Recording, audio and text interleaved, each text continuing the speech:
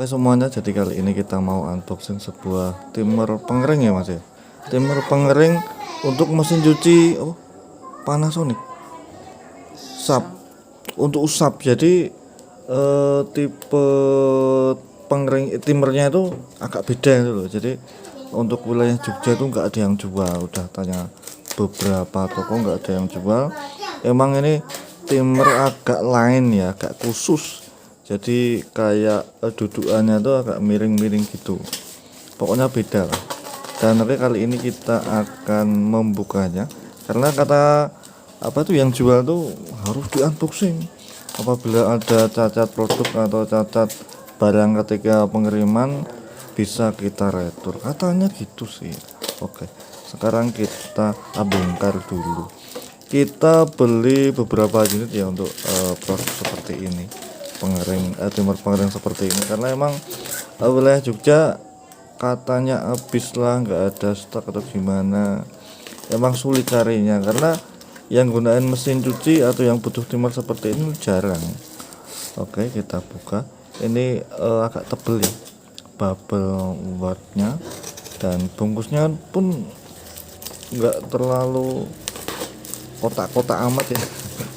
Ya apa adanya lah ya, yang penting barang nyampe tujuan, kondisi selamat, aman, sentosa, seperti itu. Dan juga kita juga beli sebuah apa ini namanya, kapasitor ya, running kapasitor, motor running kapasitor seperti itu. Ini temperatur LED-nya 40 sampai 85. Dan yang penting kita buka posisi timernya. Jadi kita beli 3 untuk timer pengering mesin cuci yang tipenya jadi agak lain sih. Jadi kebanyakan apabila Anda membeli timer pengering mesin cuci kan letter gitu ya, atau vertikal apa horizontal ya. Nah, tapi ini tuh miring kayak gini. Nah, akan sulit mencarinya ya, sulit sih di wilayah Jogja. Dan seperti ini, dan kita coba. Ini dapat muter sesuai fungsinya. Oke, jadi untuk pengiriman aman lah ya.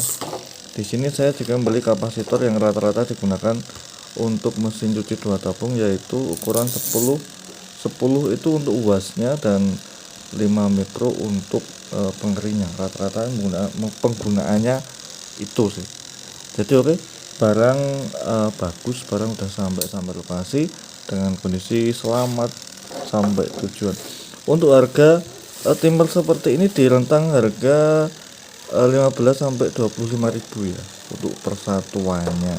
Belum termasuk ongkos kirimnya apabila kita membeli di online. Untuk toko offline emang agak lebih mahal sedikit lah ya, lebih murah online-nya. Tapi juga kalau toko online kebentur sama ongkos kirim juga. Apabila ada ongkos kirim lumayan, apabila nggak ada ya tambah ongkos kirim. Oke, sekian dulu video kali ini, semoga bermanfaat untuk Anda. Sampai jumpa di lain waktu ya.